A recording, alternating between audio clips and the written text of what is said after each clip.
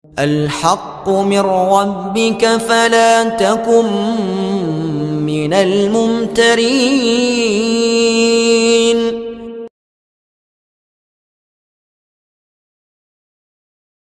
Dukun dakwah Al-Haqqu TV, pembangunan asrama, panti asuhan dan pondok pesantren Al-Haqqu, serta pembangunan Masjid Islami Center Al-Haqqu. Salurkan donasi Anda melalui Bank Syariah Indonesia dengan nomor rekening 7726170370 dengan kode bank 451 atas nama Muhammad Rais, pengasuh panti asuhan dan pondok pesantren Al-Haqqu.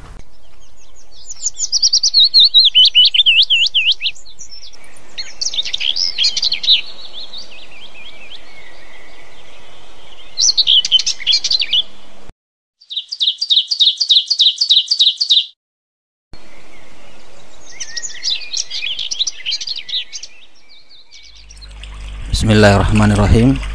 Assalamualaikum warahmatullahi wabarakatuh.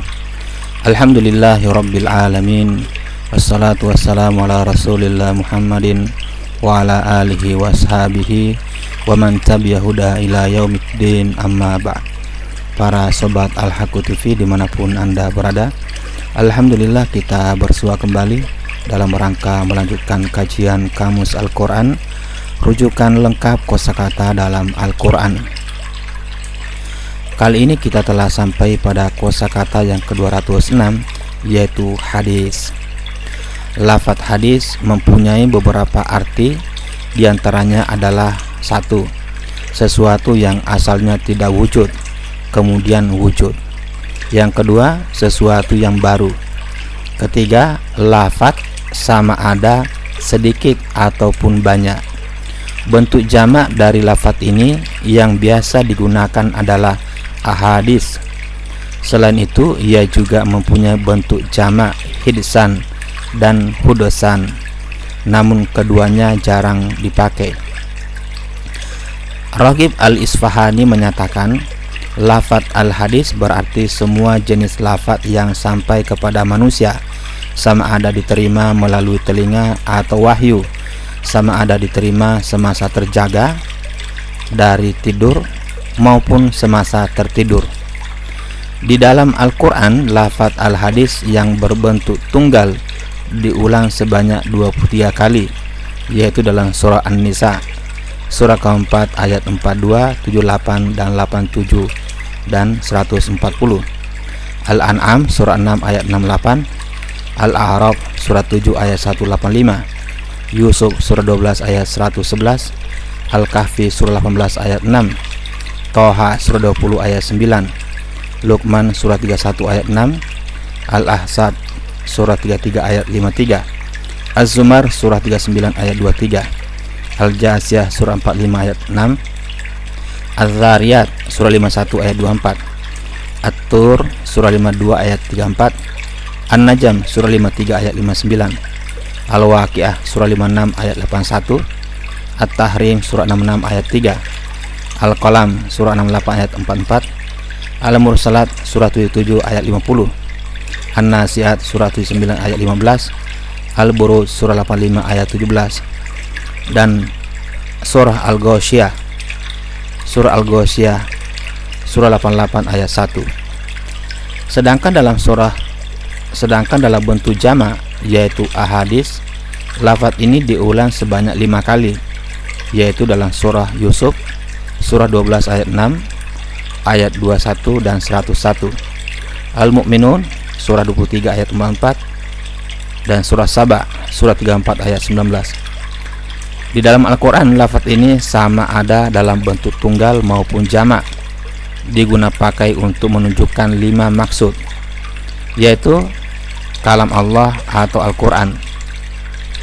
Lafadz hadis yang mempunyai maksud kalam Allah terdapat dalam ayat-ayat berikut: surah Yusuf surah 12 ayat 111, Al-A'raf surah 7 ayat 185, Al-Kahfi surah 18 ayat 6, Az-Zumar surah 39 ayat 23, Al-Jasiyah surah 45 ayat 6, At-Tur surah 52 ayat 34, Al-Waqiah surah 56 ayat 81, Al-Qalam surah 68 ayat 44, Al-Mursalat surah 77 ayat 50, An-Nisa surah 4 ayat 78 dan 87. Secara umum, ayat-ayat itu membincangkan tentang sifat-sifat kalam Allah dan sikap yang sepatutnya dilakukan oleh manusia pada kalam Allah. Antara sifat-sifat kalam Allah yang disebut dalam ayat-ayat itu adalah kalam Allah, yaitu lafaz yang paling benar, asdaqul hadis. Kisah-kisah yang ada di dalamnya menjadi pengajaran untuk orang yang mempunyai akal. Ia bukanlah cerita yang direka, menjelaskan segala sesuatu, menjadi petunjuk dan rahmat untuk kaum yang beriman. Al-Quran juga lafaz yang paling baik dan indah, ahsanul hadis. Di dalamnya terdapat lafaz-lafaz yang hampir serupa tetapi berbeda maksudnya atau mutasyabih. Keindahan dan kemuliaan Al-Quran menyebabkannya penuh dengan pujian atau masani. Orang yang takut kepada Tuhannya gemetar kulitnya apabila mendengar Al-Quran. Kemudian kulit dan hati mereka menjadi tenang ketika mengingati Allah. Dengan sifat-sifatnya yang begitu, Al-Quran tidak mungkin ditandingi. Oleh karena itu, kalam Allah hendaklah difahami, diimani, dan tidak boleh didustakan atau dianggap remeh. Perkataan atau perbicaraan manusia. Lafaz hadis yang mempunyai maksud perkataan atau perbicaraan manusia terdapat dalam ayat-ayat ini, yaitu surah An-Nisa surah 4 ayat 140, Al-An'am surah 6 ayat 68, Luqman surah 31 ayat 6, Al-Ahzab surah 33 ayat 53, At-Tahrim surah 66 ayat 3. Pada ayat-ayat ini, lafaz hadis merujuk kepada perkataan-perkataan di dunia yang diucapkan oleh orang kafir, munafik, para sahabat, dan juga perkataan Nabi Muhammad SAW. Dalam surah An-Nisa surah 4 ayat 42, lafaz hadis merujuk kepada pengakuan orang kafir di akhirat ketika mereka di dunia sebagai orang kafir dan melakukan maksiat. Berita atau pengabaran tentang kejadian yang akan datang. Lafaz hadis yang mempunyai maksud pengabaran tentang masa depan dalam surah An-Najm surah 53 ayat 59 dan Al-Ghasyiyah surah 88 ayat 1. Dalam kedua-dua ayat ini, lafaz hadis menunjukkan arti hari kiamat dan hari pembalasan.